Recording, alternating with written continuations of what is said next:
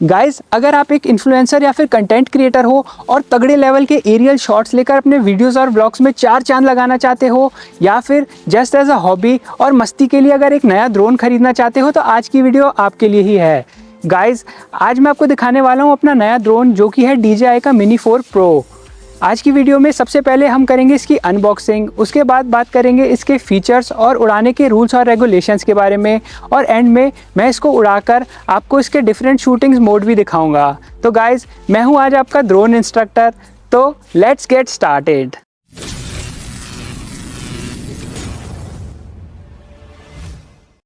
Guys, मैंने ये drone फ्लाईमोर combo kit के साथ परचेज किया हुआ है। तो चलिए अब करते हैं इसकी अनबॉक्सिंग और साथ ही साथ इसके फीचर्स और स्पेक्स को भी डिस्कस कर लेते हैं। तो गाइज, कुछ ऐसा दिखता है DJI मिनी 4 प्रो का बॉक्स। ऊपर इसका नाम मेंशन किया हुआ है, नीचे राइट साइड पे ड्रोन की फोटो है और लेफ्ट साइड में RC2 कंट्रोलर की। यहाँ नीचे इसका वेट भी मेंशन किया हुआ है और लेफ्ट साइड पे ये भी लिखा हुआ है कि इसमें फ्लाईमोर कॉम्बो किट भी इंक्लूडेड है। बाकी नीचे इसका सीरियल नंबर मेंशन है और लेफ्ट साइड पे इसके सारे फंक्शंस और स्पेक्स वगैरह मेंशन की हुई हैं। तो चलिए अब इसके बॉक्स को ओपन कर लेते हैं।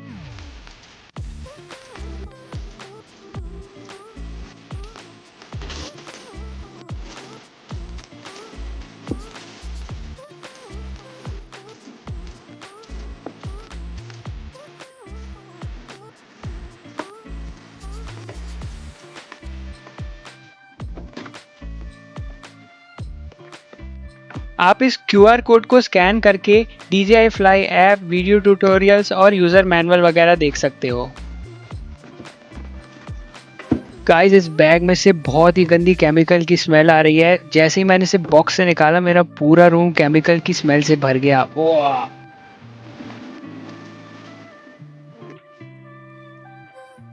क्वालिटी भी इसकी कुछ खास नहीं है, बहुत ही कंजस्टेड है, चीज़ों को इसमें लिटरली ठूसा हुआ है। सबसे पहले यहाँ पे राइट साइड में है हमारे पास RC2 कंट्रोलर। इसको अभी के लिए मैं साइड पे रख देता हूँ। इसके अलावा यहाँ पे लेफ्ट साइड में है हमारा ड्रोन DJI मिनी 4 प्रो। काफ़ी अच्छी पैकिंग की हुई है इसकी। इसके अलावा यहाँ पर है हमारे पास एक्स्ट्रा बैटरीज, क्योंकि ये फ्लाईमोर कॉम्बो किट है, और इनका चार्जिंग हब। और मुझे लग रहा है यहाँ पे ऊपर चेन में भी कुछ है। यहाँ पर है हमारे पास एक्स्ट्रा प्रोपेलर्स और चार्जिंग केबल और यूज़र मैनुअल। इसके अलावा और यहाँ पे कुछ भी नहीं है, तो इसको मैं पहले साइड पे रख देता हूँ। तो चलिए इन सब को अब पॉलीथीन से भी निकाल लेते हैं। तो गाइस, सारी चीज़ों को मैंने पॉलीथीन से निकाल लिया है। सबसे पहले स्टार्ट करते हैं कंट्रोलर से। ये इसके ऊपर दो एंटीनास दे रखे हैं जो इस तरह से आप खोल सकते हो, और साथ ही साथ इसकी जो जॉयस्टिक्स हैं उनको यहाँ पे पीछे प्लेस किया हुआ है। इसको भी मैं निकाल के जल्दी से इनके ऊपर अटैच कर देता हूँ।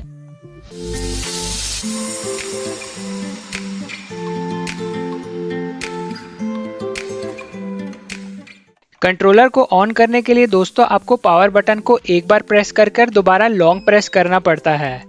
चलिए, जब तक ये कंट्रोलर स्टार्ट होता है, इसको मैं साइड में रख के आपको अपना ड्रोन भी दिखा देता हूँ। गाइस, ये DJI का नैनो कैटेगरी का ड्रोन है, जिससे इसका वेट काफ़ी लाइट है और साइज कॉम्पैक्ट है। जैसा कि आप देख सकते हैं, ये मेरे पाम में भी फिट हो गया है। इसके लैंडिंग गियर को खोलना काफ़ी सिंपल है। आगे के जो दो लेग्स हैं, आपको उनको आगे की तरफ मोड़ के खोलना होता है, और पीछे वालों को जस्ट आपको पीछे खींचना होता है, इनसे ये खुल जाते हैं। इसके कैमरा और गिम्बल को प्रोटेक्ट करने के लिए इसके सामने एक प्लास्टिक की शील्ड दी हुई है, जो आप इस तरह से हटा सकते हो। गाइस, इस ड्रोन का कैमरा काफ़ी तगड़ा है।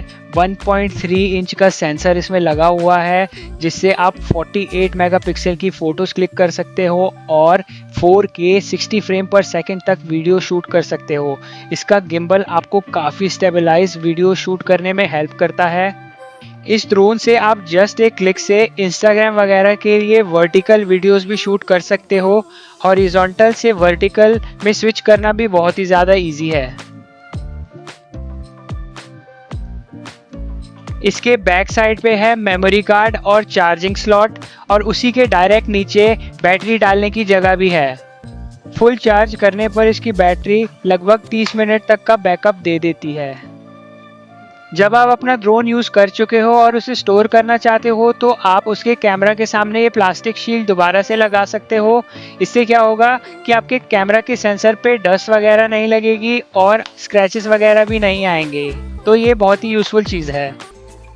नाइट फ्लाइट्स में आपको हेल्प करने के लिए इसके नीचे एक लाइट भी दी हुई है और आजू बाजू काफ़ी सारे सेंसर्स लगे हुए हैं जो आपके ड्रोन को क्रैश होने से बचाते हैं। इसको ऑन और ऑफ करने के लिए नीचे ये पावर बटन दिया हुआ है। बात करें अगर इसकी ड्यूरेबिलिटी की तो इसकी बिल्ट इन क्वालिटी काफ़ी अच्छी है। छोटे मोटे क्रैशेस तो ये यूं ही सर्वाइव कर जाता है।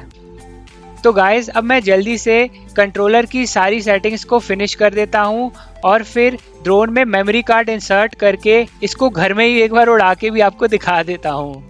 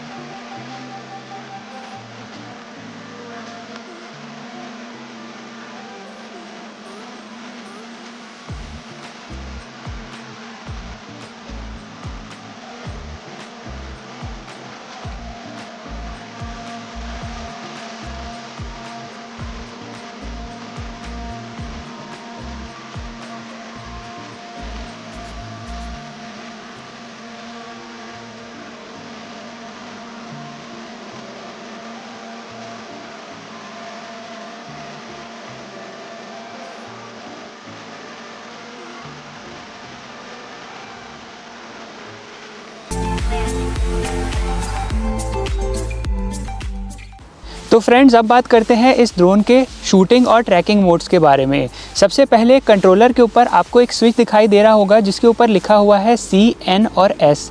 C का मतलब है सिनेमैटिक मोड। सिनेमैटिक मोड में ड्रोन स्लो स्पीड में सिनेमैटिक वीडियो शूट करता है। N का मतलब है नॉर्मल मोड। नॉर्मल मोड में ड्रोन नॉर्मल स्पीड पर ही चलता है। और S का मतलब है स्पोर्ट्स मोड। स्पोर्ट्स मोड में ड्रोन की स्पीड बहुत ही ज़्यादा तेज़ होती है और इसके सारे सेंसर्स भी बंद हो जाते हैं। तो बेसिकली ये मोड उन्हीं लोगों के लिए है जो कि प्रोफीस हैं और जो ड्रोन को कंट्रोल करना अच्छे से जानते हैं। इसके अलावा दोस्तों आपको इस ड्रोन में काफ़ी सारे मास्टर शॉट्स और क्विक शॉट्स भी देखने को मिल जाते हैं। इसमें क्या होता है, आपको कुछ भी नहीं करना पड़ता, ड्रोन जो भी करता है वो खुद करता है। तो चलिए ऐसे ही कुछ शॉट्स मैं अपने ड्रोन से शूट करके आपको दिखाता हूँ।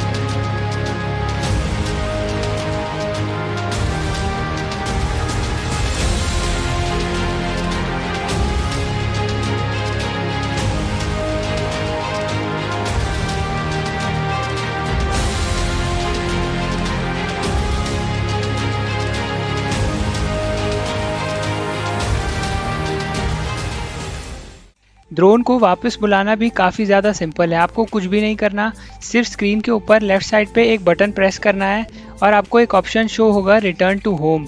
बस आपको इसको प्रेस एंड होल्ड करके रखना है और आपका ड्रोन वापस आपके पास बहुत इजीली आ जाएगा। देखिए कुछ इस तरह लगता है ये।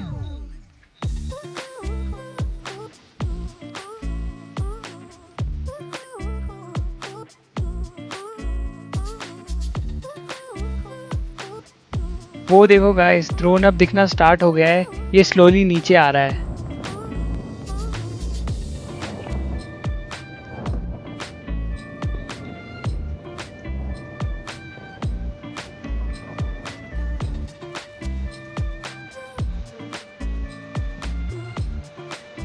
मैंने जानबूझ के इसके हेलीपैड के ऊपर कंट्रोलर को रख दिया है। अब देखते हैं इसमें इतनी अकल है या नहीं। ये कंट्रोलर के ऊपर ही लैंड कर देता है या फिर उसके साइड में कहीं पे लैंड करता है। अरे वाह, ये तो होशियार निकला। इस ड्रोन में काफ़ी सारे ट्रैकिंग मोड्स भी हैं जिससे आप मूविंग ऑब्जेक्ट्स को भी बड़ी प्रिसीजन से ट्रैक करके शूट कर सकते हो। तो चलिए इसका एग्जांपल भी मैं आपको दिखा देता हूँ।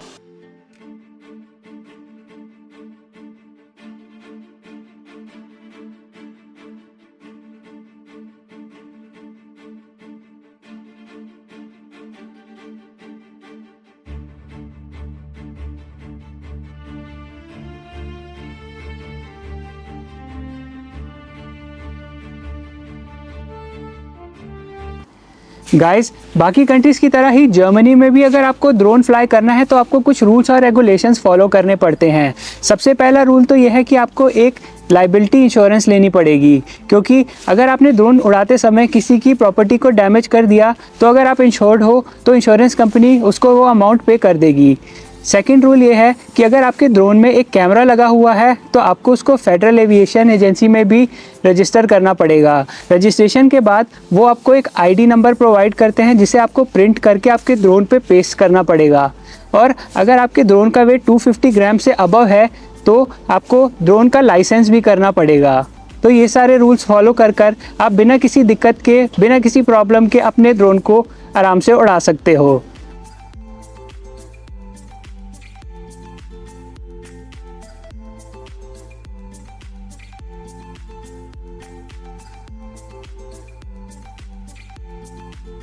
Friends, that's it for today's video. Please tell me in comment section कि आपको ये वीडियो कैसे लगी। और हाँ, अगर आपने चैनल को अब तक सब्सक्राइब नहीं किया तो फटाफट कर लेना, क्योंकि थोड़े टाइम में मैं इसका सेकंड पार्ट लेके आने वाला हूँ जिसमें हम बात करेंगे ड्रोन की 5 कूल और यूजफुल एसेसरीज़ के बारे में। तो फिर मिलते हैं नेक्स्ट वीडियो में, तब तक के लिए जय श्री कृष्णा।